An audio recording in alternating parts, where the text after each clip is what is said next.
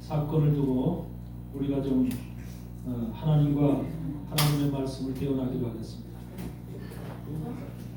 여러분 38년 된 병자가 얼마나 힘들었을까? 38년 된 병자. 여러분 5년만 병들어도 힘들죠? 10년만 병들어도 아주 지글지경이죠? 38년 동안 근데 그 병자는 그 자리에 앉아서 자기 낫기를 기다렸어요. 그러니까 이 사람들 얼마나 고지식한 사람이에요. 그렇죠? 여러분은 38년 동안 병들었으면 어떻게 하고 싶어요? 꼼짝도 하지 못하고 38년 동안 병들어 있다면 어떻게 하고 싶어? 빨리 하나님 나 좀 데려가세요. 나는 이 땅에 있고 싶지 않아요. 데려가세요. 그렇게 하겠죠? 그렇게 기도하겠지? 그런데 이 양반도 보통 양반이 아니야. 38년 동안 주구장창 그 자리를 지키고 있었어요. 그렇죠? 근데 거기 베데스다 연못, 베데스다라는 말이 은혜의 연못이라는 말이죠.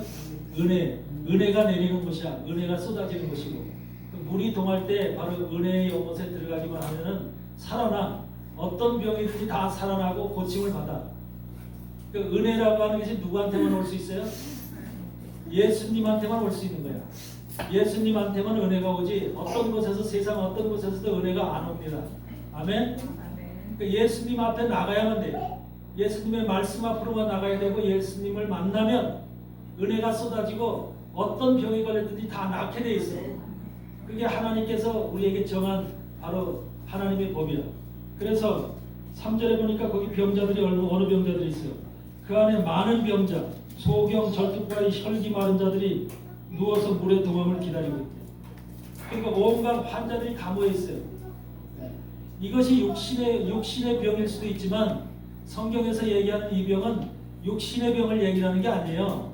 영적인 병, 영적인 병이야. 38년 된 병자가 영적인 병을 앓고 있는 거야. 아멘? 이것을 영적인 병으로 여러분들이 발견하고 혹시라도 여러분들이 이 중에 한 사람이라도 영적인 그런 병에 해당된다면 빨리 주님이 말씀하신 것처럼 일어나 내 자리를 두고 걸어가야 되는 거예요. 아멘? 그럼 이 38년 된 병자는 어떤 병에 걸렸길래? 여러분들 우리가 38년 동안 한 자리에 주구장창 앉아서 그 병에 물이 동함을 기다리고 있는 그 사람을 한번 우리 객관적으로 한번 생각해봐. 얼마나 답답한 사람이고 얼마나 고지식한 사람이고 얼마나 고집이 센 사람이고 그런 사람이에요. 근데 이 사람은 이유가 있어. 우물에 못 들어가는 이유가 자기가 변명을 하는데 다른 사람이 넣어주기를 바라고 있어. 그러니까 내가 그거자 하면은 다른 사람이 먼저 들어간다는 거야. 그래서 나를 물에 넣어줄 사람이 없다는 거야. 여러분 은혜를 받을 때는 누가 도와줘서 은혜 받는 게 아니에요. 하나님의 은혜를 맛보려면 주님을 직접 만날 수 있는 내 마음속에 간절함이 먼저 있어야 되는 거야. 내가 주님을 만나야겠다. 내가 이 병을 치료받아야 되겠다라고 하는 간절함이 있을 때 주님이 찾아오시고 만나는 거지. 내가 그냥 누구의 도움을 받아서 나를 못에 넣어줄 사람을 기다리고 있는 이 사람은 평생 가더라도 100년이 가더라도 주님을 못 만나. 혹시라도 여러분은 주님이 여러분 앞에 여러분의 기도나 여러분의 모든 것들을 들어주시고 응답하시길 원하죠. 그런데 그것이 누가 옆에서 도와주고 목사님이 도와주고 누가 권사님이 도와주고 아는 사람들이 도와줘야 그 일이 해결된다. 하나님의 그 모든 문제들이 해결된다. 이렇게 생각하면 잘못됩니다. 여러분 마음속에 하나님 나는 이 병을 치료하고 싶습니다. 이 문제를 해결하고 싶습니다. 이런 것은 고통에서 내가 벗어나길 원합니다. 이런 마음이 여러분 속에 먼저 간절하게 임해야 되는 겁니다. 아멘? 그래서 그걸 간절하게 임하고 여러분이 하나님 앞에 여러분이 이런 것을 가지고 간절한 마음을 가지고 하나님 앞에 여러분의 마음을 드릴 줄 알아야 돼. 드려야 돼. 나를 하나님 앞에 봉헌하는 거예요. 봉헌. 그 헤렘이라고 그래. 헤렘. 하나님 앞에 드린다. 우리 하나님의 사람들은 성령을 받은 사람들은 전부 다 하나님 앞에 드려진 자들이야. 드려진 자들. 성령을 안 받은 사람들은 하나님 앞에 드려진 자가 아직 아니에요. 그죠? 성령을 받았다는 것은 하늘의 성령은 뭐예요? 값을 주고 하는 것이 우리에게 선물로 준다고 그랬죠? 성령은 선물로 우리에게 주는 대신 하나님이 괜히 주시는 게 아니라 선물로 성령을 주시는 대신 나를 하나님 앞에 드리는 거야. 나를 바치는 거야. 그걸 헤렘이라고 해요. 그래서 나를 내가 하나님 앞에 드려졌기 때문에 더 이상 내가 없어 이제는. 내가 없고 내 생각도 없고 내 지식도 없고 내 감정도 없고 나의 모든 것들이 그동안 내가 육신을 가지고 살 때 느꼈던 모든 것들이 다 이젠 죽은 거야. 죽은 거. 아멘. 여러분은 아직까지도 여러분이 살아있어요? 죽었어요? 살아있죠? 이렇기 때문에 살아있기 때문에 그것이 기도가 안 통하는 거예요. 살아있으면 뭐가 돼요? 내 지식이 살아있고 내 감정이 살아있고 내 욕심이 살아있고 내 고집이 살아있고 나의 것들이 다 살아있는 거야. 그래서 내가 있는 걸 살아있기 때문에 이 38년 된 병자도 자기가 살아있기 때문에 자기 의식이 있고 자기 감정이 있고 자기 고집이 있기 때문에 그거 이렇게 하면 낫겠지 하는 그 철두철미한 자기 정체성을 가지고 다른 자리로 못 옮기는 거예요. 그래 안 그래요? 우리가 하나님 앞에 예배드리는 하나님의 사람들은 하나님 앞에 자신을 전부 다 드려야 되는 겁니다. 바치는 거예요. 그렇다고 해서 우리가 바친다고 해서 우리가 목숨을 끊고 그러는 것이 아니라 여러분 속에 있는 영을 하나님 앞에 드려야 돼요. 하나님은 육체를 받고 싶지 않아요.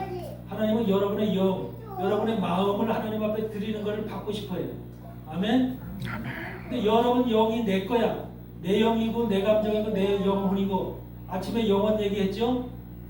영혼이 잘 돼야 범사가 잘 되고 강건하기를 구하노라 그랬죠? 영혼이 먼저예요. 영혼이 첫째야. 영혼이라고 하는 것은 여러분 속에 모두 각자의 영혼들이 있어요. 영혼들이. 근데 각자의 영혼들에게 그 속에 뭐가 있냐면 각자의 영혼 속에 다 고집이 있어. 또 지식이 있어. 자기 다 느끼는 것이 다 달라. 생각하는 것도 다르고. 그래 안 그래요? 똑같아? 가족 식구들도 남편도 다르고 자녀들도 다르고 한 집안에서 같이 밥 먹고 살면서도 다 다르다니까. 그래서 집안에서 싸우고 분란이 생기고 하는 거야. 근데 하나님 안에서는 예수 그리스도 안에서는 어떤 마음이든 어떤 생각이든 다 동일해야 돼. 아멘. 예수를 믿는 사람들은 우리 지금 하나 교회 와서 예배를 드리는 사람들은 다 동일한 생각, 동일한 마음, 동일한 감정을 갖고 있어요.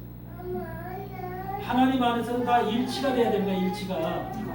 그런데 만약에 교회에서도 일치가 안 되고 서로가 다 각자의 생각, 각자의 마음, 각자의 지식, 각자의 신앙을 가지고 있다면 매일 부딪히고 싸우는 거예요. 부딪히고 싸워. 서로 틀려가지고.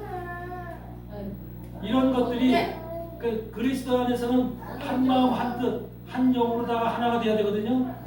이런 것들이 바로 지금 교회가 현대 교회들이 그게 안 되고 있어서 교회들이 많은 문제가 있는 거예요. 하나님의 말씀은 하나죠. 하나님의 성경 말씀, 하나님의 성령도 하나고 하나님도 한 분이시고 말씀도 하나죠. 다 하나예요. 그런 말씀이 들어가 있고 성령이 들어가 있고 하나님이 거기서 함께 하신다면은 모든 사람 속에 똑같은 것이 들어가 있어야 돼요. 어떤 사람은 하나님의 교회에 여자 하나님이 들어가 있고 어떤 사람은 뭐 이상한 신천지의 신이 들어가 있고 각자 들어있는 것이 다르면 그거는 다 분리가 되고 나는 거야. 사단이라고 하는 사탄의 의미가 뭐야? 분리한다는 거야. 분리. 나눈다는 거야. 나눈 거. 여러분의 마음을 나누는 거야. 가족의 마음은 남편과 아내의 마음을 나누는 거야. 자식과의 관계를 나누는 거야. 그 나눈다는 게 뭐야? 관계를 끊는다는 거죠. 이런 관계가 사단이 원하는 세계야. 그러니까 세상에서도 지금 전부 다 세상 사람들이 전부 다 나눠져 있어요? 일치가 돼 있어? 다 나눠져 있죠. 우리나라도 지금 좌파, 우파에서 나눠져 있죠. 크게는 좌파, 크게 우파 이렇게 해서 다 나눠서 치고받고 그러죠. 그래서 이런 것들이 전부 다 뭐냐면 사단이 원하는 세계야. 세상은 그럴지라도 교회는 어떻게 돼야 돼? 하나가 돼야 되죠. 말씀으로 하나, 성령으로 하나, 하나님으로 하나, 예수님으로 하나 돼야 되죠. 이것이 중요한 거예요. 그러니까 우리는 바로 그렇게 하나 교회는 앞으로 하나의 하나님, 하나의 예수님, 하나의 말씀, 하나의 성령으로 모두가 하나 되길 원합니다. 아멘. 이 하나 되는 게 중요한 거예요. 그러면은 예수님이 즉시 우리에게 응답을 하셔. 우리의 기도를. 근데 생각이 달라. 하나님은 우리의 심령을 보시는 분인데 내가 너를 보니까 너는 내 생각과 다르다. 내 말씀과 다르다. 너는 내가 생각하는 것과 넌 네가 생각하는 것이 다르게 지금 존재한다. 그러면 하나님이 역사를 하겠어요, 안 하겠어요? 네, 똑같아야지 하나님이 너는 내 아들이라 내 백성이다 하고 인정을 하지. 저는 생각이 다르고 마음이 다르고 모든 것이 다른데 너는 우리 집안 사람이 아니다. 남의 집안 사람이다. 이렇게 인식을 할 거야. 우리는 누구 집안 사람이 돼야 돼요? 하나님 나라의 집안 사람이 돼야 되죠. 하나님 나라의 집안 사람이 돼야 돼요. 그 사람들은 하늘에 속한 자다 그렇게 얘기해요. 하늘에 속한 자. 성경은 계시록에 하늘에 속한 자가 있고 땅에 속한 자가 있어. 땅에 거하는 자들이 있고 하늘에 거하는 자들이 있고. 우리 여러분도 전부 다 하늘에 거하시길 바랍니다. 아멘. 하늘에 거한다는 것은 하나님과 한 집안에 있다는 거예요. 한 집안에. 하나님과 한 집안에 있고 거기에 아버지는 하나님이시고 우린 자녀들로 구성해서 한 집안에서 같이 살고 있는 거예요. 만약에 그 자녀들이 한마디로 아버지에게 대적하는 자가 그 안에 있다면 말이 되겠어요? 안 되겠어요? 그래서 그러니까 안 되는 거예요. 대적하는 자가 한 집안에 있다면 그 분란이 생기겠죠? 이런 것이 되기 때문에 우리는 똑같이 하나님 말씀 안에 성령 안에 하나님 안에 예수님 안에 하나로 전부 다 일치가 돼요. 그러면서 우리가 내가 독단적으로 존재하는 것이 아니라 그리스도라고 하는 신앙, 그리스도의 믿음의 신앙은 내가 독단적으로 존재하는 게 아니라 여러분이 어디에 존재해야 될까요? 여러분이 어디에 존재해야 돼요? 위치가, 여러분의 위치가 하나님 안에, 그리스도 안에 존재해야 되는 거야. 아내라고 하는 신앙이 중요한 거야. 아내라는 신앙. 우리가 그리스도 바깥에 있는 것이 아니라 그리스도 안에 존재한, 하나님이 그리스도 안에, 네가 내 안에 있느냐 내 바깥에 있느냐를 하나님이, 주님이 그걸 감찰하신다니까. 그러니까 내 안에 있을 때 하나님은 우리에게 일을 하시는 거야. 그리고 기도를 들으시고, 내 안에 있으면 뭐야? 하나님이 품고 있다는 소리 아니에요. 여러분들 자녀를 사랑하는 자녀들 품고 있잖아. 사랑하지 않으면 어떻게 해? 밀쳐내죠. 너는 나하고 달라 그렇게 밀쳐내죠. 우리가 세상에서도 미운 사람은 밀쳐내듯이 사랑하는 사람은 끼얹듯이 마찬가지로 그 하나님의 사랑의 표현을 그 안에 들어가 있는 사람을 사랑하는 거야. 그러니까 에베소서 보면은 그리스도 안에서, 예수 안에서라는 말이 계속 나오죠. 우리는 모든 것이 여러분 믿음 안에서 승리하려면 그리스도 안으로 들어가야 된다는 거예요. 그리스도 안으로. 아멘? 그리스도 바깥에 있으면 안 돼요. 그것은 바로 뭐냐면 성전 안으로 들어가야 된다는 소리예요. 성전 안으로. 성전 바깥과 성전 안이 있죠. 예수님 자신이 성전이죠. 예수님 자신이 성전이에요. 그렇기 때문에 우리가 그리스도 안으로 들어간다, 예수님 안으로 들어간다고 하는 그 말은 성전 안으로 들어간다는 말이에요. 성전 안으로. 아멘? 그러니까 이것이 굉장히 중요한 거예요. 그러니까 그렇게 됐을 때 안으로 들어갈 수 있는 자는 주님과 생각이 맞아야 되고 하나님과 뜻이 같아야만 그 안으로 들어갈 수 있는 거예요. 그런데 지금 38년 된 병자는 왜 예수님을 못 만났을까? 여러분 치료할 때 여러분이 열심히 기도하고 해서 여러분이 치료가 되는 거예요? 아니면 주님이 찾아오셔서 치료가 되는 거예요? 네? 주님이 찾아오시게 해야 돼? 아니면 내가 찾아가야만 돼? 치료하거나 응답을 받거나 뭘 할 때 여러분이 기도하잖아. 기도할 때 그럴 때 여러분이 기도원을 찾아가고 목사를 찾아가고 용한 데를 찾아가야만 되는 거예요? 아니면은 주님이 나를 찾아오셔야지 되는 거예요? 그렇죠? 그 이치는 알죠? 주님이 나를 찾아오셔야만 모든 것이 해결된다. 아멘? 근데 우리는 보통 신앙이 주님이 나를 찾아오시게끔 하지 않고 내가 주님을 찾아가려고들 그래. 내가 주님을 찾아가서 만나려고. 어떤 용한 사람이 있대. 그래서 그 사람 찾아가면 주님을 만날 수 있고, 어떤 기도원에 가서 기도원 원장이 있는데 그 사람 하여튼 뭐 예언을 잘한대. 뭔가 그 사람한테 잘 풀린대. 그 사람 찾아가고 거기 가다 헌금을 잔뜩 내고서 그러니까 찾아가고. 그래서 그런 예수 무당들이 수없이 많아 오늘날은. 네? 이것은 잘못된 신앙이라는 거죠. 주님이 찾아오실 38년 된 병자가 그 자리에 앉아서 그 사람이 찾아간 게 아니에요. 아멘? 주님이 오셨더라고. 38년 된 병자가 찾아간 게 아니라 주님이 찾아오셨더라고. 그 자리로 찾아오시니까 38년 된 병이 그냥 나버리더라고. 그러면서 하나님이 말씀하시는 일어나 내 자리를 들고 걸어가라는 그 말이 그에게 그냥 응답이 돼버리더라고. 아멘? 주님이 찾아오시려면 어떻게 돼야 돼요? 주님이 나를 찾아오시려고, 여러분의 문제가 있고 여러분의 질병이 있고 여러분의 환경에 어떤 고통이 있을 때 주님이 찾아오시기만 하면 다 해결이 되는 거예요. 순간 해결이 되는 겁니다. 아멘? 그런데 주님이 찾아오시게 하려면 어떻게 해야 돼? 주님이 나를 찾아오시게 하는 비결, 그게 뭐야? 비결.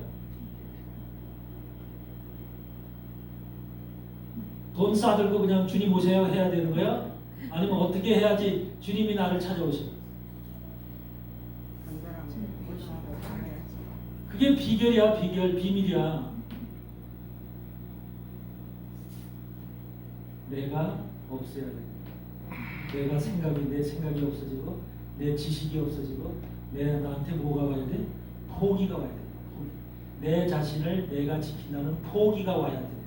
이 문제를 내가 해결할 수 있다는 포기가 와야 돼. 내 병을 내가 치료할 수 있다는, 의사가 치료하는 것이 아니라 이 병을 내가 열심히 하면 치료할 수 있다. 좋은 걸 많이 먹으면 치료할 수 있다. 이런 포기가 와야 돼. 포기. 인간에게 포기가 참 어려워. 인간이 얼마나 고집이 세고 얼마나 완고한지요. 인간에게 그런 것을 포기하고 하나님 앞에 간다는 방법의 그 순환이 너무너무 어려운 거야.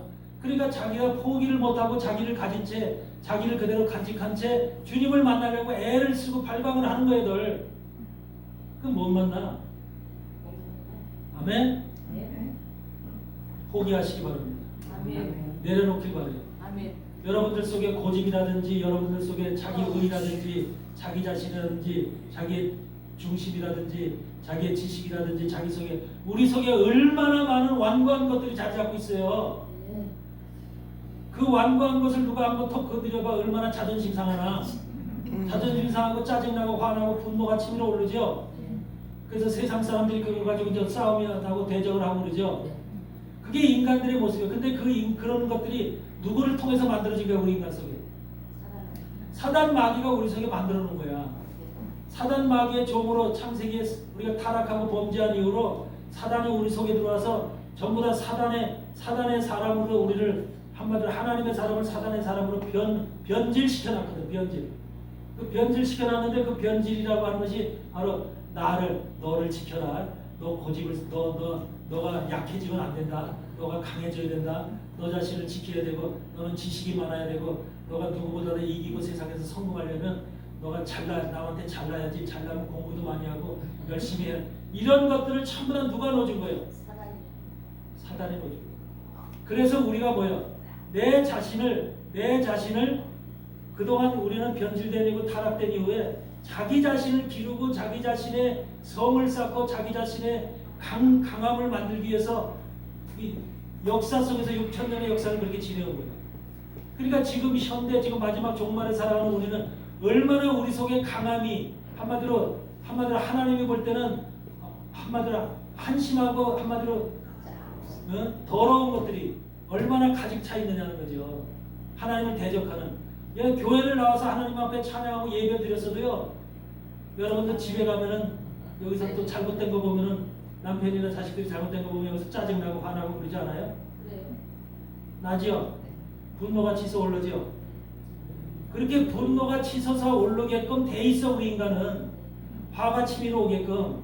그러니까 우리 눈으로 보여지는 것이 내 마음에 맞지 않으면 전부 다 정답에 짜증날 거리, 짜증거리들이야. 다 화날 거리들. 이렇게 인간은 사단이 만들어놨다니까.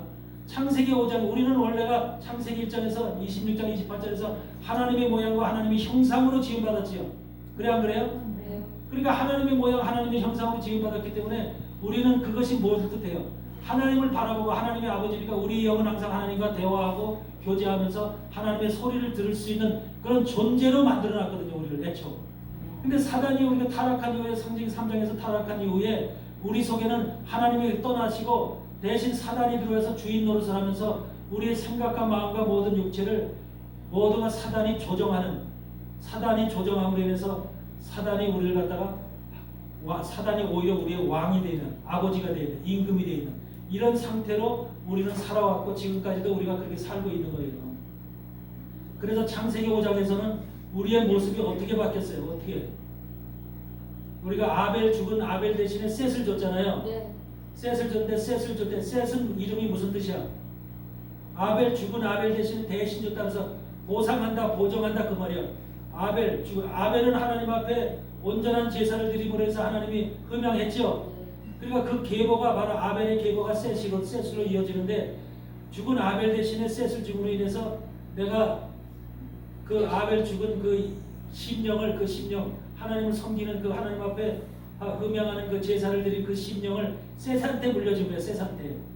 그래서 셋의 후손들 속에서 쭉 내려가면 바로 에녹도 나오고 아브라함도 나오고 노아도 나오고 아브라함도 나오고 쭉 나오는 거죠. 그 후손이 그래서 믿음의 조상이 되고 믿음의 후손들이 되는 거예요.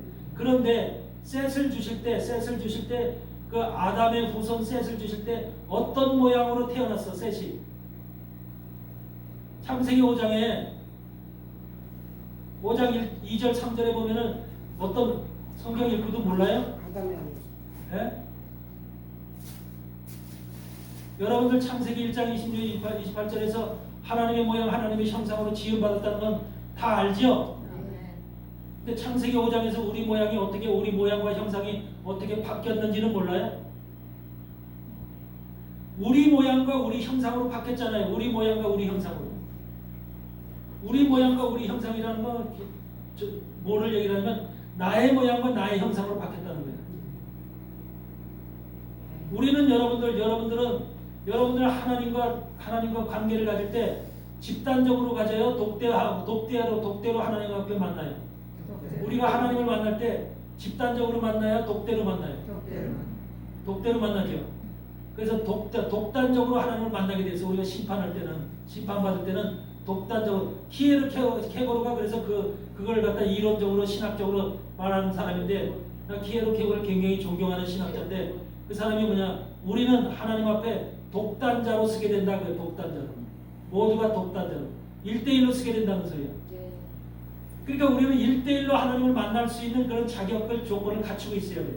근데 사단은 우리 모양과 우리 형상으로 바꿔놨어. 그래서 사단은 어떻게 일하냐면 독단적으로 사단을 만나질 않아. 우리를 개인적으로 독단적으로 만나지 않고 집단적으로 만나. 집단적으로. 사단의 실체가 그래요. 그래서 세계도 글로벌 시스템으로 지금 글로벌 세계라고 그러죠. 이 글로벌 세계가 정말 사단이 운영하는 세계이기 때문에 글로벌이라고 하는 세계화로다가 하나님이 사단이 이 땅을 지금 변화시켜 놓는 거예요. 모든 것이 지금 세상이 글로벌이죠. 사회도 그렇고 국가도 그렇고 전체가 전부 다 한마디로 모든 것이 집단적으로 움직이잖아. 이 집단적으로 움직인다는 것이 사단은 집단 속에서 집단 속에 있는 이렇게 해서 우리를 갖다가 그렇게 한마디로 하나님을 떠난 우리 인생을 그렇게 변질시켜놨어. 그래서 여러분들 여러분들 태어나서부터 지금까지 살면서 우리 가족, 우리 식구, 내가 속해 있는 교회, 내가 속해 있는 또 가정, 이렇게 사회, 직장 이런 것에 우리가 모든 것이 거기에다 얽매여 있잖아. 그래 안 그래요?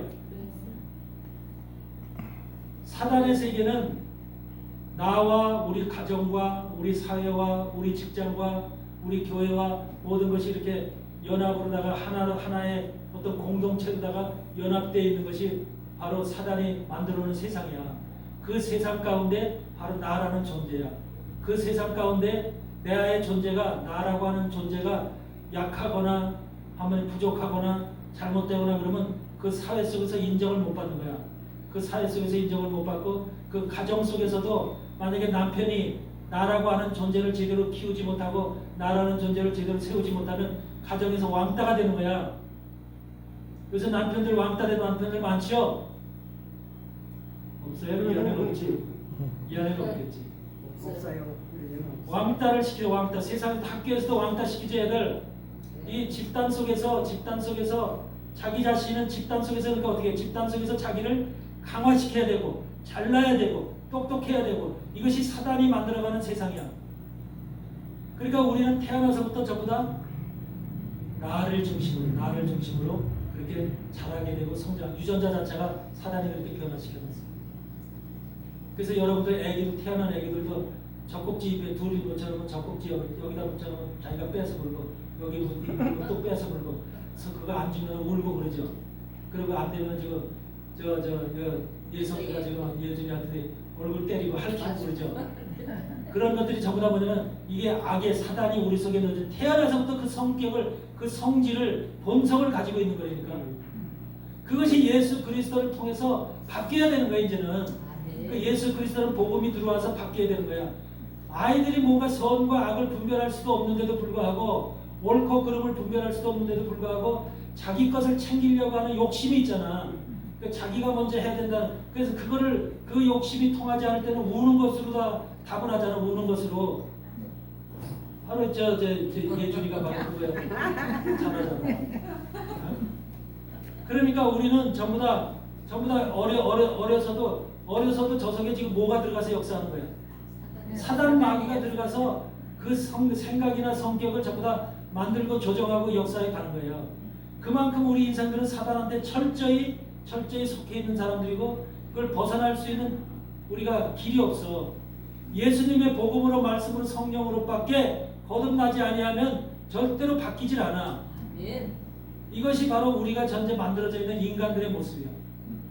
예수님은 이래서 이렇게 지금 변질되어 있는 사람들을 하나님의 사람으로 다시금 처음에 창조할 때 하나님의 모양과 형상으로 지음받았듯이 그 모양으로 다시 회복되게 하기 위해서 살려주는 영이 돼서 이 땅에 오신 거예요. 살려주는 영.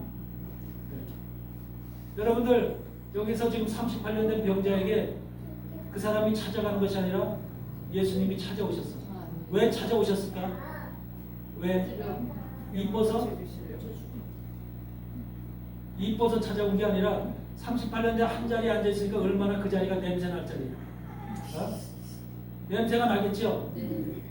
38년 동안 그 자리에 깔고 앉아있었으니까 얼마나 그 자리를 신주 모듯이 깔고 앉아있으니까 얼마나 그 자리가 그 사람한테는 귀한 자리지만 다른 사람들이 볼 때는 얼마나 냄새나고 역겨운 자리라고 그러겠죠? 바로 근데 38년 된 병자를 주님이 찾아오셨어. 왜? 38년 동안 해보다 보니까 여러분도 38년이라는 시간이 짧은 시간이 아니죠. 그러니까 그 시간 속에서 여러분의 병을 치료하다 보니까 이런 방법도 구해보고 저런 방법도 구해보고 별의별 방법, 세상에 있는 방법이라는 방법을 다 찾아보겠죠. 근데도 해당이 안 되죠. 치료가 안 되죠. 그러니까 나중에 어떤 생각이 와요? 누구도 나를 치료할 수 없거든요. 포기가 오고 38년 된 사람은 포기가 온 거예요. 포기가 자기가 자기 노력으로 한다는 포기가 왔어. 근데 포기가 왔다는 것은 바로 주님만 볼 수 있는 마음이야. 주님만.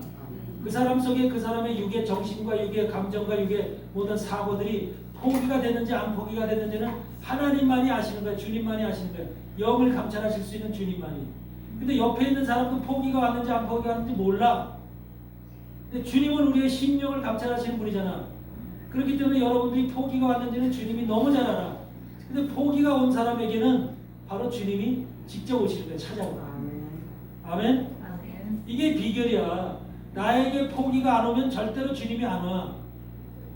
내가 여기 찾아다니고 저기 찾아다니고 하다 보면 힘만 들고 돈만 들고 피곤하기만 하고 병은 치료 안 되고 여러분들 그 12년 동안 그 저거 흘린 여자가 혈류병 여인이 12년 동안 이 의사 저 의사 다 치료했다고 그러잖아. 근데 치료가 안 되잖아. 근데도 12년 후에 주님을 만나니까 주님의 옷자락이라도 만지니까 그런 간절한 심령이 있어서 옷자락을 만지니까 순간 치료가 돼버리잖아. 아멘? 이게 바로 우리의 마음이 되어야 되는 거예요. 그 사람은 포기가 온 거야. 그 여자도 포기가 온 거야. 이제는 내 병을 치료할 수 있는 분은 유일하게 주님밖에 없구나. 예수 그리스도밖에 없구나 라고 하는 확신이 있는 거예요. 확신이. 아멘. 여러분들 그런 생각 갖기 바래요. 아멘. 여러분의 문제가 해결되고 가정의 모든 어려움이 해결되고 또 기도가 응답되고 하려면 먼저 여러분의 생각을 내려놓고 여러분 속에 모든 포기가 우리 말 포기가 온 사람이기 때문에 주님께서 말씀하실 때 그 방법을 순식간에 따라서 행하는 거예요. 일어나 내 자리를 들고 걸어가라. 여러분 38년 동안 앓고 앉아있던 그 자리가 깔고 있던 그 자리가 얼마나 그 38년 된 사람에게는 귀중한 자리야. 어? 그 귀중한 자리일 거 아니에요. 그런데 그 자리를 냄새나건 어떻든 간에 그 사람은 귀할 거 아니야. 그 사람은 귀한데 그 자리에서 일어나래. 근데 일어나라고 하니까 명령을 하니까 금방 딱 일어나. 만약에 자기 의식이 살아있고 자기 중심이 살아있고 자기 생각이 살아있고 그렇다면 일어나 그럴 때 일어나겠어? 안 일어나. 이 자리 내가 38년 동안 지켰는데 내가 어떻게 일어나? 그러면서 안 일어나지. 여러분 직장 생활할 때 만약에 38년 동안 직장 생활을 했으면 뭐가 부장이 됐든지 뭐 사장이 됐든지 그 회사에서 높은 직책에 있겠지. 그 높은 직책에 있는 사람 갖다가 이제 그 회장이 직장 회장이 일어나 네 자리로 가. 그러면은 그 사람 어떻게 했어? 그 자리 일어나면 벌떡 일어나서 가고 싶겠어? 38년 동안 직장을 지킨 사람이 38년 된 목회를 한 목사가 너 일어나 네 자리 들고 가. 이제 가. 그러면은 벌떡 일어나서 가겠느냐고. 여러 번 같으면 가겠냐고. 보통 어려운 게 아니거든. 근데 하나님은 지금 이상한 방법으로 치료하시는 거야. 이상한 방법으로. 일어나래. 근데 그 일어나라는 말을 듣고 딱 일어나 버리는 거야. 일어나. 그 사람이. 그러니까 그 자리가 그 사람에게는 이제 아무 의미가 없는 거야. 38년 동안 앉아있던 그 자리가 의미가 없어. 자기를 지켜준다는 이제 이런 생각이 다 떠난 거야. 그동안은 그 자리가 자기를 보존시켜준다는 생각을 갖고 있는 거야. 아멘? 우리 인간 속에 바로 그런 의식들이 가득 자리 잡고 있다니까. 내가 나를 지켜야 된다는 의식이 가득 차 있어요. 주님을 믿는 예수 그리스도의 사람들은 그 의식이 내려놔져야 돼요. 내려놔져야 돼. 그게 내려놔지면은 그 다음서부터 하는 기도나 그 다음부터 모든 문제가 있을 때 주님이 찾아오셔. 우리 가정에 찾아오고 나를 찾아오시고 모든 직장에 찾아오고 현장에서 주님이 모든 것을 다 해결하신다니까요. 이걸 한번 실천을 해보고 믿어보세요. 아멘? 아멘. 내가 하려고 그러지 말고 내가 하려고 그러지 말고. 이게 굉장히 중요한 거예요. 38년 된 병자가 그 자리에 38년 동안 있던 자리 떠난다는 것은 이건 기적이야, 기적. 근데 이 기적을 자기는 버리잖아. 버리고 그 기적을 택하잖아. 일어나. 육체를 일어나라는 게 아니야. 육체를 영적으로는 겉으로는 육적으로 겉으로 일어나라. 앉았다 일어나라 그런 말 같지만 실질적으로는 뭐야? 네 마음이, 네 생각이 이 자리에 굳게 붙어서 그 자리를 떠나지 않는 네 생각을 일으키라는 거야. 일어나라는 거야. 생각이 일어나지 않으면 육체도 안 일어나. 생각이 일어나야지 육체가 일어나. 그 다음에 반응하죠? 생각이 붙어 있는데 이게 고지식한 생각이 그 자리에 딱 붙어 있는데 어떻게 육체가 반응하겠어요? 그러니까 이 사람은 생각에 지금 그 말씀을 생각으로 자기 영으로 받아들이는 거야. 일어나 하니까 영이 일어나는 거야. 그동안은 영이 38년 된 그 자리에 붙어 있었어. 꼼짝할 새 없이. 그런데 그 생각이 일어나라 그러니까 벌떡 일어나. 영이 일어나. 여러분들 영이 일어나야 되는 거야. 아멘. 네. 여러분이 있는 자리가 여러분의 가정이, 여러분의 직업이, 여러분의 돈이, 여러분의 성공이 여러분을 지켜주지 못한다는 거예요. 어떤 것도 세상에 있는 것들은 여러분을 지켜줄 수가 없어요. 보존할 수가 없다니까요. 그 자리에서 일어나야 돼요. 하나님의 기적을 맛보려면 그 자리에서 일어나야 돼요. 마음부터 딱 일어나야 돼요. 아, 이 자리가 내가 살 자리가 아니구나. 이 자리는 나의 멸망의 자리고 병들어 죽는 자리고 이 자리는 나에게 고통을 주는 자리로구나 라고 하는 그 자리에 연연하지 말고 그 자리로부터 벌떡 일어나는 여러분의 영이 살아나는 거예요. 그래야. 그래서 영이 그따위 일어나니까 내 자리를 들으래. 듣고 걸어가래. 내 자리를 들고 걸어가래. 걸어가라고 하는, 주님이 걸어가라고 하는 말은 어디를 향해서 걸어가라고 하는 명령이에요. 일어나 내 자리가 있는데 자리를 들었어. 들고 자리를 버리고 가는 게 아니라 자리를 들고 걸어가래. 여기에 의미가 있는 거야 이제. 근데 걸어가라 할 때 걸어가라고 하는 그 말은 어디를 향해서 걸어가는 거야. 여러분과 나는 세상 사람들이 걸어가는 길은 어디예요? 세상의 길, 넓은 길, 세상의 성공의 길, 돈의 길 이런 것을 향해서 걸어가죠. 그러면서 그들이 결국 꼴이라는데 무덤이야 무덤. 사망의 길로 가는 거야 그들은. 네. 멸망의 길, 사망의 길이 그들의 꼬린점이야 꼬린점. 근데 우리의 꼬린점은 어디가 돼야 돼?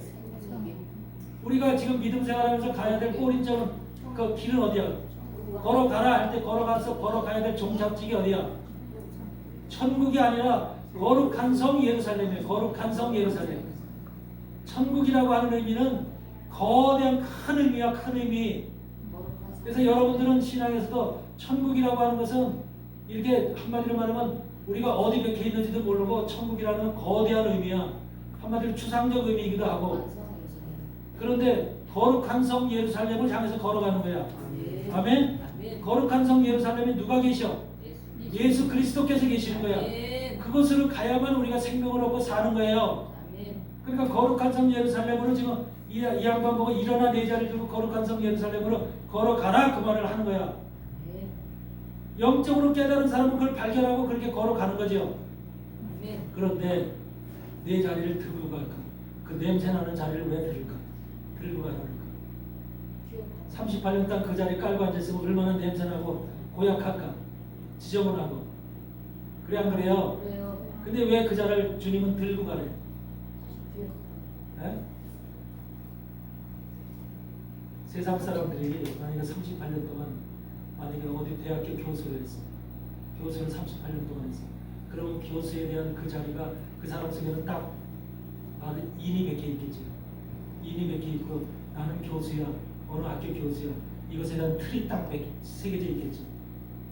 그러니까 그 사람은 항상 그런 뭔가 속에 그런 마음도 있을 뿐만 아니라 겉으로도 그런 모양이나 모습이 표현되겠죠. 자기 직장을 어떤 직장을 오랫동안 다녀서 그 직장의 모습이 표현되게 되잖아. 그 목사들도 목사를 오래 하면은 목사처럼 보이잖아. 그래 안 그래요? 목사인데 목사처럼 보이고 노동자처럼 보이면 그 자체가 잘못된 거 아니야. 목사는 길에 가다가도 목사님이시네요. 옆에 있는 사람이 그렇게 얘기할 정도로 우리의 모습이 바뀌어져야 되잖아. 아멘? 아멘. 사람마다 직장을 직업을 오래 가지고 있으면 그 직업의 틀이 새겨진다니까. 겉으로 나타난다니까. 그러니까 38년 된 병자도 그것이 자기가 나타나 있다니까.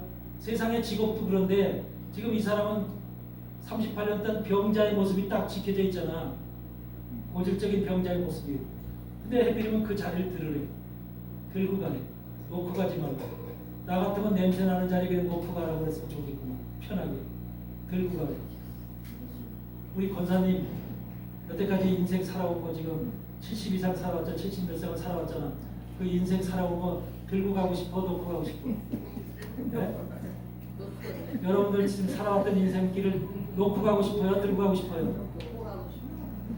놓고 가고 싶죠? 그런데 주님이 들고 가래네. 그거 들고 가래. 거룩한 성 예루살렘까지. 그 들고 가라고 하는 의미가 뭐야? 그동안은 우리 생각과 지식과 감정과 지식으로 내가 알고 있는 것으로 그 자리가 나의 삶을 영위하는 자리였다는 거야. 나의 삶을 꾸리고 나를 지켜주고 나를 보호시키고 보존시키고 나를 성공시키고 여러분 변호사 자리에 앉아있으면 변호사 자리에 38년 동안 앉아있으면 그 자리가 그 사람을 반맥해준 자리잖아. 그렇죠? 그 사람을 저 세상에 인식시켜준 성공자는 인식시켜준 자리잖아. 그 인정받는 자리고 그러니까 그 자리를 떠나고 싶지 않죠. 그 의사로서 만약에 38년을 생활했으면 그 자리가 그 사람의 의사로서 한마디로 말해서 세상으로부터 인정받는 자리였잖아요. 그렇죠? 그러니까 모두가 그 사람은 의사라는 벌써 딱지가 딱 붙어있죠. 타이틀이. 그게 그 사람한테 명예겠죠. 그런 것을 버리고 싶지 않겠죠. 근데 하나님은 세상에서 가졌던 그 자리도 세상에서 가졌던 그 자리도 그 자리에는 자기가 배운 지식들이 있겠죠. 학교들이 있죠. 만약에 목수 일을 38년 동안 했으면 목수의 기술이 있겠죠. 그래 안 그래요? 의사를 38년 동안 했으면 의사의 기술이 있겠죠. 변호사를 38년 동안 했으면 변호사의 지식이 있겠죠. 그러면 그거를 왜 하나님이 들으라고 그랬을까? 거룩한 성 예루살렘까지 가는 동안에 걸어가는 동안에 믿음생활 신앙생활에 가는 동안에 변호사는 변호사 나름대로 변호사의 직책과 기술을 지식을 가지고 함께 가는 거룩한 성 예루살렘을 위해서 함께 걸어가는 교회의 성도가 있어 없어? 홀로 걸어가? 지금 거룩한 성 예루살렘으로 여러분들 떠나서 걸어갈 때 홀로 낼름 그냥 아무도 없이 혼자 그냥 걸어가? 거기까지? 거기 걸어갈 때는 다 교인이 목사님, 이하평 목사님과 더불어서 함께 걸어가는 거예요. 함께. 근데 함께 걸어갈 때 거기 변호사도 있고 의사도 있고 별 사람이 다 있는 거야. 그러면 그 사람들이 목수도 있고 그 사람들이 그 자기의 분야에서 성도들이 거룩한 성 예루살렘과 함께 걸어가는 그 하나님의 백성들이잖아. 함께 동역하는 백성. 그 사람들 치료할 때도 있고 변호일 봐야 될 때도 있고 그 사람들에게 교회가 부서졌을 때 뭐 집안이 무너졌을 때 또는 뭐 어디가 상했을 때 고쳐야 될 일도 있잖아. 그래 안 그래요? 그래요. 우리가 세상에서 배우게 하는 지식이 하나님 나라 갈 때까지 필요한 거야. 아멘. 쓸데없어 버려야 될 것이 아니라 변호사 직책도 다 버리고 의사 직책도 버리고 다 버리고 그냥 내로 몸뚱이만 가지고 그냥 델러리대는 가라는 게 아니야.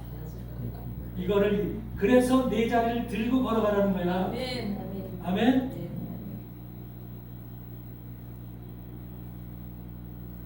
여러분들 아마 일어나 내 자리를 들고 걸어가라고 하는 의미를 그동안 생각을 안 했을 거예요. 이것이 뭐냐면 일어나 내 자리를 들고 걸어가라고 하는 이 말을 누구한테도 사용을 해요? 하나님께서 누구한테도 똑같은 말을 사용해요. 마가복음 2장에 죽풍병자에게 죽풍병자 천장을 까서 이제 천장을 이렇게 부셔서 내리잖아. 네 명이서 침대로 내리잖아. 네. 그래서 내렸을 때 주님이 그가 내려진 그 환자를 보자마자 침대 위에 놓여 있는 그 환자를 보자마자 내 죄사함을 받았느니라 그러잖아. 죄사함을 받는. 그러니까 옆에 있던 서기관 바리새인들이 하나님 외에는 누가 죄를 사하겠느냐 하면서 그 지금 예수님을 핀잔하죠. 그러니까 그 예수님께서 내 죄사함을 받느니라는 그 말과 일어나 내 자리를 들고 걸어가라고 하는 그 말이 어떤 것이 쉬우냐 그렇게 묻지요. 예. 그러면 죄사함을 받았다는 말과 일어나 내 자리를 들고 걸어가라는 말이 어떤 말이라는 거야? 그 말과 그 말, 죄사함을 받았다는 말과 일어나 내 자리를 들고 걸어가라는 말이 어떤 것이 더 쉬우냐 그렇게 묻잖아. 네. 어떤 것이 쉬워요, 여러분들 볼 때는? 두 가지 지금 단어를 썼잖아. 주님은 죄사함을 받으라 하는데 바리새인들이 뭐라고 하니까 내 자리를 들고 일어나 내 자리를 들고 걸어가라고 말을 바꾸잖아. 그러면서 이 두 가지 말 중에 어떤 것이 쉬우냐 이렇게 얘기를 하잖아. 여러분은 어떤 것이 쉬워요? 받아들이기. 자리를 가지고 가는 게 더 쉽다는 거죠. 되긴 되니까. 여러분 죄사함을 받았다고 하는 그 말 듣기에는 쉽죠? 근데 그 말은 어디서 통용되는 말이야? 십자가에 하늘나라에서. 하늘 성소에서 쓰는 말. 여러분 죄사함을 하나님이 내리는 거지 우리 스스로가 죄사함 받는 거야. 하나님께서 하늘나라에서 죄사함 받았다라고 하는 주님이 선언하는 거예요. 너 하늘 성소에 네 지가 다 지어졌다. 그래서 네가 죄사함을 받았다. 그것을 선언하는 거예요. 그런데 그 선언하는 것이 너에게 어떻게 무엇이 죄사함을 받은 것으로 네가 네 삶 속에서 직접적으로 네가 그것을 표현하는 말이 뭐냐면 이해하는 것이 일어나 네가 여태 깔고 앉아있던 그 죽풍병자 자리에서 일어나. 죽풍병자 자리는 사망의 자리거든. 죽음의 자리고 그 죽음의 자리에서 일어나 내 자리를 들고 걸어가. 요 세 가지 단어 일어나 내 자리를 들고 걸어가라. 그게 이 땅에서 우리가 해야 될 죄사함의 바로 사역 죄사함이라는 용어를 대신할 수 있는 그 용어인 거예요. 그게 똑같은 말이야. 죄사함을 받았느니라 하는 말과 일어나 내 자리를 들고 걸어가라는 말은 똑같은 말이야. 근데 우리가 이해하기에 사람들이 이해할 때는 세상에서는 일어나 내 자리를 들고 일어나 그 이해돼 안 돼요. 네가 여태까지 깔고 있던 직업의 자리, 사망의 자리, 죽음의 자리, 뭐 고통의 자리 모든 자리로부터 일어나. 그거 받아들일 수 있어요? 못 받아들여요? 그게 받아들여져야 되는 거야. 그래 죄사함 받은 거야. 일어나 그 자리 그런 자리 우리가 깔고 있는 세상의 모든 자리는요 대통령 자리서부터 다 사망의 자리야 다.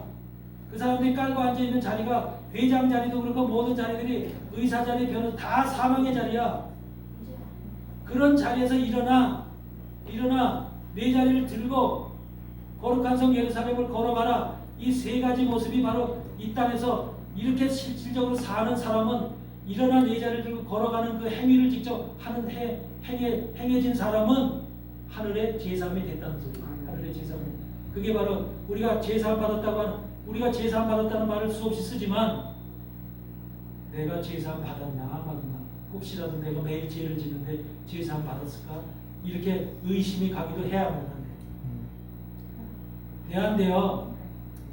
우리 인간 속에는 얼마든지 의심을 하죠.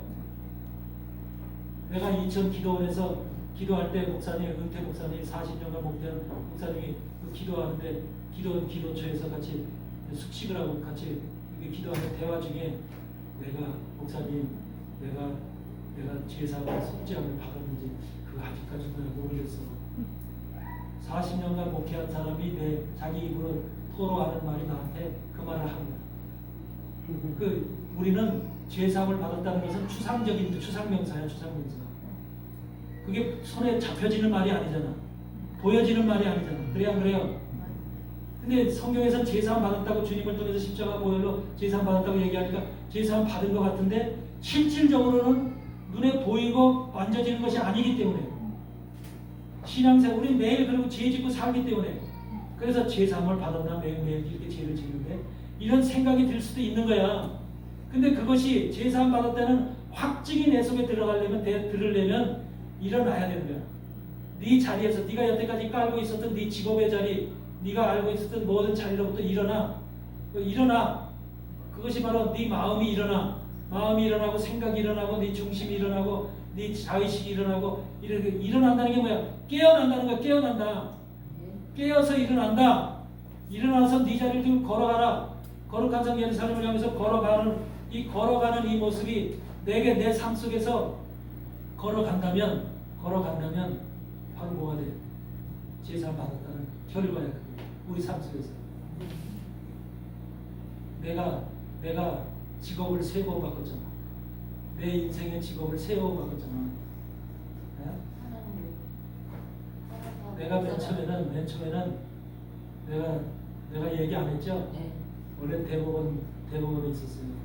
그래서 내가 3년 동안 거기 있다가 미국으로 유학 간 거예요. 그래서 미국으로 유학 가면서 미국에서 의사 공부를 한 거예요. 의사 공부를 해서 그러니까 거기에 남들은 다 미쳤다고 해서 나보고 버리고 가면서 나를 하고 동기들이 유명한 정치계에 있는 사람도 있고 그래요. 말은 나는 전혀 안 해. 전혀 안 하는데 나의 신분에 대해서 얘기를 하는데 그게 바로 뭐냐면 일어나는 거야.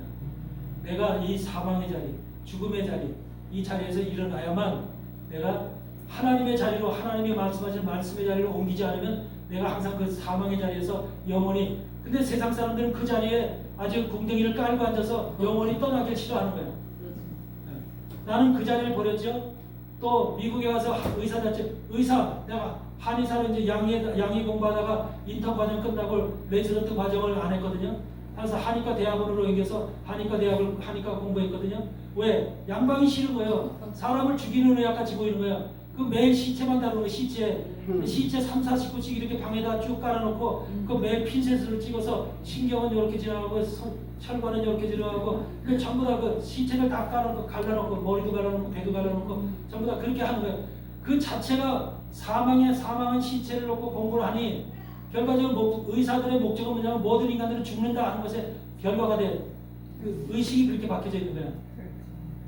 그래서 내가 그걸 바꿔서 나는 이런 의학 하기 싶다. 그래서 내가 한의과 대학을 간 거예요.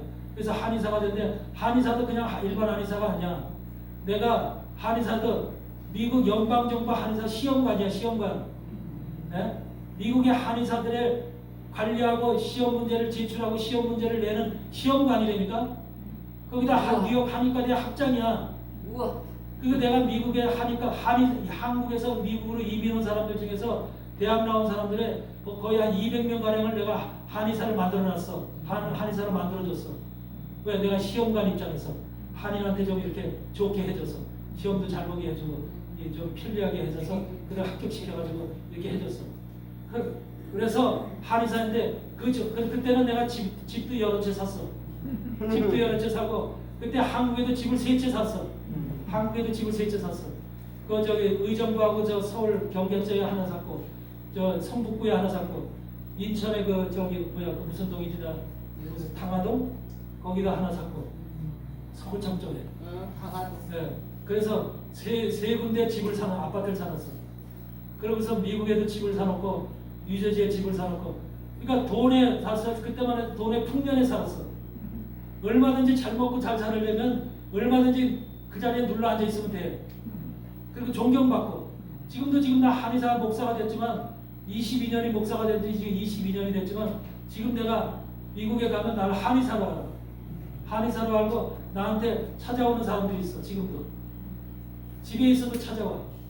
그러니까 나는 그러면서도 내가 3번의 직업을 바꾼 사람이야. 근데 내가 왜 그렇게 바꿨는지 나도 몰라. 나도 모르는데 근데 그것이 나쁜 직업이라 바꾼 게 아니라 아주 남들이 선호하는 직업들을 다 바꾼 거야. 그 자리에서. 어? 그런데 내가 미국 가기 전에 이건 내가 간증인데 잠깐 2분 3분만 할게. 저 오살리 기도원에 미국 들어가기 전에 일주일 동안 거기서 기도를 했어. 미국에 생전처럼 가잖아. 20대 후반에 28살에 미국에 갔는데 28살에 미국에 갔는데 미국에 아무도 없어. 일가 친척도 없지. 혼자 유학 비자 받아가지고서 뉴욕 스테이트 유니버시티를 갔는데 두렵잖아. 거기 가서 어떻게 살까, 어떻게 공부할까, 어떻게 돈은 다 충당할까, 이 학비를 충당할까, 여러 가지로 근심 걱정이 많잖아. 그래서 기도원에 오살리 기도원에 가서 일주일 동안 기도를 했다니까. 기도를 하는데 바로 누가 오냐면 누굴 만났냐면 예배 오고 거기는 그때만 해도 엄청나게 사람들이 많이 왔어요. 오전 예배 끝나고 이렇게 성전에서 나가는데 뒤에서 누가 여보게 부르는 거야. 그래서 나는 나를 혼자 갔기 때문에 누가 나를 부른다고 생각 안 하니까 그냥 걸어가고 있었어. 이렇게 계속해서 여보게 불러 남자가. 그래서 누가 부르냐 이렇게 뒤돌아봤어. 그랬더니 어떤 남자분이 손가락질로 나를 이렇게 하는 거야. 나를 이렇게 오라는 거야. 저요 그랬더니 그랬대. 저 사람들이 많이 오니까 좀 지나가기 바라고 어느 정도 빠진 다음에 가서 이렇게 그 앞에 딱 서니까 여기다 명찰을 딱 달았더라고. 충신교회 박종순 목사라고 명찰을 딱 달았어. 여기다. 충신교회 박종순 목사가 나를 부르는 거야. 그 대짜고짜 하는 말이 뭐라고 하죠? 자네 하나님이 부르시네 그런 거야. 그때는 내가 주의 종 된다는 생각 요만큼도 안 했어. 해본 적도 없고. 자네 하나님이 부르시네. 나 뒤통수밖에 못 봤거든 그 양반이. 근데 그 사람 내가 보니 난 박종순 목사 그 양반이 호리호리 하잖아. 네. 그때도 호리호리 하더라고. 내가 볼 때는 그때 그 양반이 한 40대 중후반쯤 됐을까 그럴 것 같아. 그런데 그렇게 자네 하나님이 부르시네 그래서 저를요? 그래서 그러면서 그 양반이 뭐라냐? 자네 점심 먹으러 가지 그래서 그러다 그러니까 그 점심 먹고 여기로 오게 그래서 장소를 지정해 주더라고. 그래서 점심 먹고 모자를 갔어. 그랬더니 그분이 나를 데리고 그때는 바가지 퍼서 목욕하는 목욕실이 있었어. 바가지로 물 퍼서 이렇게 거기를 데려가더라고. 거기를 데려가서 머리도 감기시고 등도 그러니까 뭐든 비누칠해서 탁 슥슥 밀어가면서 나를 전신 목욕을 시켜주는 거야. 그래서 나는 남자한테 처음 목욕을 당해봤거든. 그래서 목욕을 시켜줘서 내가 목욕을 당하고 목욕을 하고 나서 그 양반이 그랬는데 자네 이제 예배 끝나고 저녁 예배 끝나고 여기 기도굴 있잖아. 한 4-5명 들어가는 기도, 둥그런 기도 여기 열로 오세 오게 그래. 그래서 알았어요. 그래서 거기 갔어 그 시간에. 거기서 1시간 반 동안 말씀을 나를 가르치는 거예요. 말씀을 가르치고 안수를 해주고 기도를 하는 거예요. 1시간 반. 오늘 이틀을 해서 이틀을 그 양반이 나한테 그 내려가기 전에 그때 무슨 목사 세미나가 있었는지 뭐 연수가 있었는지 하여튼 목사 여기 가슴에 명찰을 단 사람들이 많이 와 있더라고요.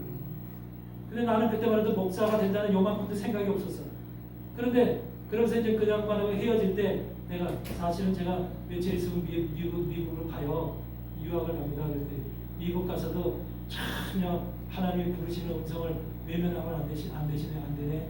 이거 반드시 기억하고 반드시 하나님이 부른다는 이걸 기억하시고 항상 이렇게 그 생각을 갖고 살아야 되네. 그러면서 하나님 앞에 와야 되네. 그 나한테 다짐을 하더라고. 다짐을 하고 그 양반이 이제 나하고 헤어졌어. 그러고 나서 나는 미국으로 갔어. 비행기 타고 미국 가면서 미국에서 공부할 거, 돈 어떻게 충당해 여러 가지 사정이 복잡하잖아. 그런 생각을 하니까 주님의 종으로 하나님이 부르신다는 생각이 딱 잊어버렸어. 까먹고 생각도 안 나. 그래서 그렇게 했는데 희한하게도 그러면서 선교제가 있으면서도 네팔에 있어서 선교제가 있으면서도 전혀 그런 것이 나는 그때 엄청나게 힘들고 고난스러울 텐데 가끔 그런 생각이 나는 거야.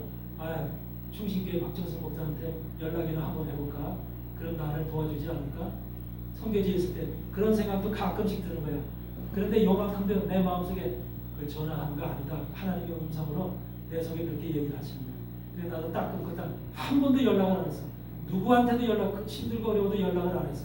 그런데 내가 미국에 갔을 때 한 번 다른 교회에서 금요철야 설교를 했어.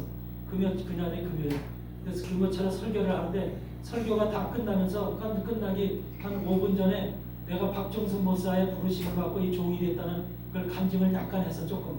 그런데 그 뒷자리에 누가 앉아 있었냐면 박종순 목사 조카딸이 앉아 있었어. 박종순 목사 조카딸이 앉아 있어가지고 또 박종순 목사 조카딸이 목사야. 박종순 목사 조카딸이 목사야. 근데 그분이 두 분이 앉아 있었던 거야. 그래서 내가 설교 끝나고 내려가니까 내 손을 탁 잡으면서 아이고 박정순 목사가 우리 삼촌이에요. 그러면서 그 자리에서도 박정순 목사한테 미국에서 한국으로 전화를 한 거예요. 그 전화 통화를 해서 박정순 그때 처음으로 그때가 미국을 떠난 지 벌써 얼마야? 한참 됐지. 한 20년 넘었지. 20몇 년 그렇게 된 후에 25년 됐을 거예요. 그렇게 떠난 뒤에 박정순 목사하고 처음으로 통화를 했어. 통화를 해서 제가 이렇게 해서 주의 종이 됐습니다. 그렇게 해서 말씀을 드리고 그래서 이제 그분이 한국에 한번 나오면 내가 너 만나서 해. 그래서 박정순은 마포구에 사무실이 있거든. 마포구에 이제 찾아갔더니 나를 데리고 일식집에 가서 거나하게 나를 사주더라고. 그래서 그 집에 가서 박정순 목사님 한강 그 아파트에 살아. 거기 가서 이제 그 부인도 치료해주고 내가 가끔씩 이제 연락을 하고 사는데 어떻든 박정순 목사님이 영감이 있었는지 하나님이 계시를 내려주셨는지 자네 하나님이 부르시네 그런 걸 나는 생전처럼 그런 음성을 그분한테 처음으로 들은 거예요. 그러다 보니까 내가 미국에 가서 한의원을 하면서 뉴욕 유니버시티 뉴욕 그 신학대학에 나도 자도 모르게 오후에 일과 끝나고 저녁 시간에 가서 공부하는 거예요. 나도 모르게. 근데 그 공부가 너무너무 재미나기 시작하는 거예요. 하나님의 말씀이 제일 재미난 거예요. 성경을 읽으면서 이제 그것이 너무너무 행복하고 나를 즐겁게 하고 환자 보는 것보다 100번 1000번 그게 행복하더라고요. 그렇게 바뀌기 시작하더라고요. 근데 이제 2001년도 뉴욕에 무역센터 이제 부서졌잖아. 네, 그 부서지고 나서 그때 내가 이제 그 부서지고 나서 이제 마음의 변화가 왔어.